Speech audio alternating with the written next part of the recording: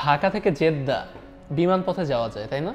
ধরো এই বিমানটা ঢাকা থেকে জেদ্দার দিকে রওনা হলো, তার নিজস্ব একটা স্পিড আছে, ধরুন 5000 কিলোমিটার তো দূরত্ব, সে প্রত্যেক ঘন্টায় 900 কিলোমিটার করে করে যায়। এখন যাচ্ছে যে সে তো বাতাসের ভেতর দিয়ে যাচ্ছে, বাতাসের একটা গতি আছে। যদি হয় যে গতিবেগটা বিমানের ঠিক বিপরীত দিকে, তোমরা অনেকটা এইভাবে চিন্তা করতে পারো, নৌকা নিয়ে এই ধরনের সমস্যা তুমি দেখেছো যে নৌকা স্রোতের দিকে আর স্রোতের বিপরীত দিকে দুইভাবেই যেতে পারে।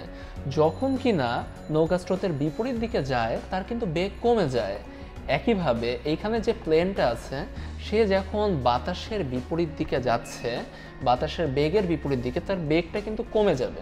কতটুকু কমবে?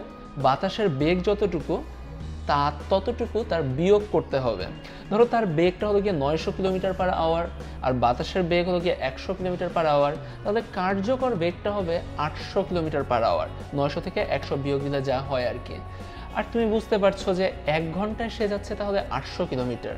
আমরা যদি ধরে নেই যে প্রয়োজনীয় সময় হলো গিয়ে টি ঘন্টা, তাহলে তার নিশ্চয়ই সময় লাগবে 800 ইন্টু টি। তো এটাই আমাদেরকে অসমতার মাধ্যমে এই সম্পর্কগুলো দেখাতে বলা হয়েছে। তো আসো দেখি। প্রথম কথা হলো গিয়ে এখানে ধরে নিব আমরা যে টি ঘন্টা সময় লাগবে, ধরি টি ঘন্টা, ধরি আমরা যে টি ঘন্টা সময় লাগে, টি ঘন্টা সময় লাগে।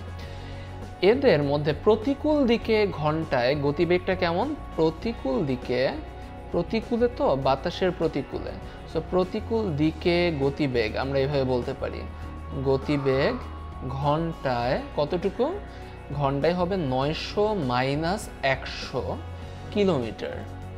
তাহলে টি ঘন্টায় আমরা বলতে পারি যে সে যাচ্ছে টি ঘন্টায় অতিক্রম করে কতটুকু অতিক্রম করে? 800 গুণন টি, 800 গুণন টি কিলোমিটার, এতটুকু দূরত্ব সে অতিক্রম করে। এখন তুমি কি বলবা যে 800 টি মানেই 5000 কিলোমিটার? ও কি ঠিক তার যে ঢাকা থেকে জেদ্দা যতটুকু দূরত্ব, ও কি ঠিক সেই দূরত্বই অতিক্রম করেছে? ব্যাপারটা কিন্তু অন্যভাবে হতে পারে। ধরো সে একদম সোজাসুজি ঢাকা থেকে জেদ্দা যায়নি, একটু যাত্রাপথে হয়তো বামে ডানে কোনোভাবে ঘোরা লেগেছে। এক, দুই হলো গিয়ে সে হয়তো জেদ্দায় গিয়ে তুমি মাঝে মাঝেই দেখবা এয়ারপোর্টে তারা এইভাবে রাউন্ড দেয়, এইভাবে ঘুরে এয়ারপোর্টের উপর দিকে, যখন কিনা ওয়েট করতে হয় অনেক সময়, ডিপেন্ড করে। তো এইসব ক্ষেত্রে আমরা বলতে পারি যে হয়তো এই 800টি আর যাই হোক 5000 কিলোমিটার চাইতে তো ছোট হবেই না, হয় 5000 কিলোমিটারের সমান হবে, নয়তো 5000 কিলোমিটার চাইতে বেশি হবে। তো সেটা আমরা লিখতে জানি, আমরা এটাকে এইভাবে দিতে পারি যে প্রশ্ন মতে 800টি is greater or equal to 5000, বা T is greater or equal to, আমরা 800 এখানে ডিভাইড করে দিব এবং এটাকে আমরা এইভাবে বলবো যে 800 এখানে একই সাথে রাখতে পারি, ডিভাইড বাই 800, বলবো যে 800 দ্বারা উভয় পক্ষকে ভাগ করে, উভয় পক্ষকে ভাগ করে।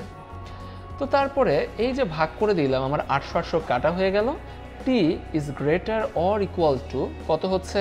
আমরা 500কে যদি 8 দিয়ে ভাগ করি পাবো হলো গিয়ে 25 ডিভাইড বাই 4।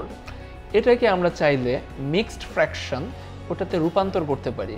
যেমন এই যে 25/4, এটাকে 25, তারপরে এখানে 24, হ্যাঁ থাকছে 6, এখানে 1।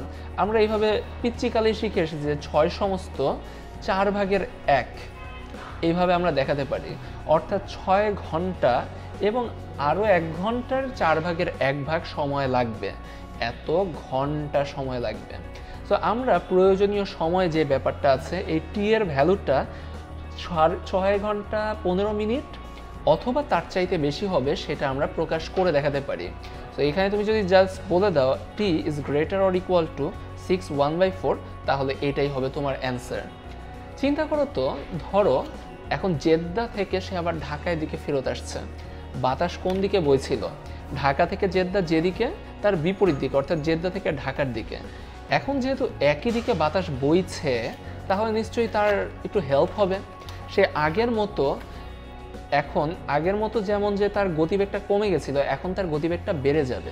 ফলে যা হবে, নর্মালি আমরা বলছিলাম যে 900-র সাথে 100 বিয়োগ, এবার 900-র সাথে 100 যোগ হবে, ইকুয়াল টু 1000 কিলোমিটার পার ঘন্টা।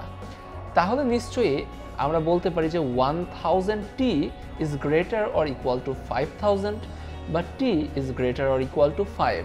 যদি জেদ্দা থেকে ঢাকায় আসে তাহলে সময় লাগবে 5 ঘন্টা অথবা তার চাইতে কিছুটা হলেও বেশি।